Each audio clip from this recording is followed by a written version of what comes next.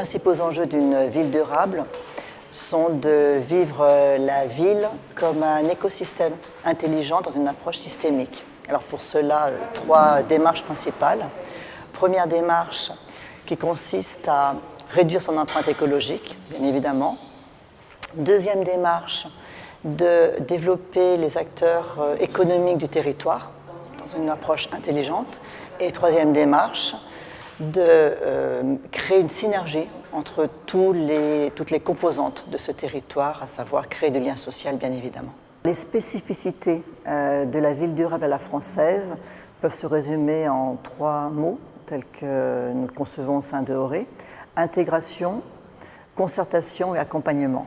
Intégration, cela signifie d'intégrer tous les acteurs dans une démarche d'économie circulaire, les acteurs entreprises, collectivités locales et économie circulaire sur les 3 axes que nous développons, à savoir des nouveaux modes de production, de consommation, de distribution, premièrement. Deuxièmement, créer des filières de valorisation et de recyclage. Et troisièmement, mettre en place des démarches d'écologie industrielle et territoriale. Donc ça, c'est la concertation.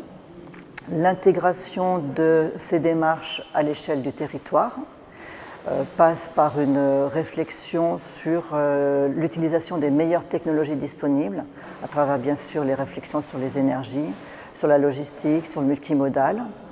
Et puis enfin, l'accompagnement du territoire, c'est faire en sorte que les acteurs économiques, les collectivités locales, soient vraiment non pas dans une mise en place à un instant T d'une démarche ville durable, mais fassent en sorte que cette démarche ville durable à l'instant T perdure dans le temps, et donc d'où l'importance de l'accompagnement. Et autant d'approches qui font que nos villes durables à la française peuvent devenir des atouts à l'exportation.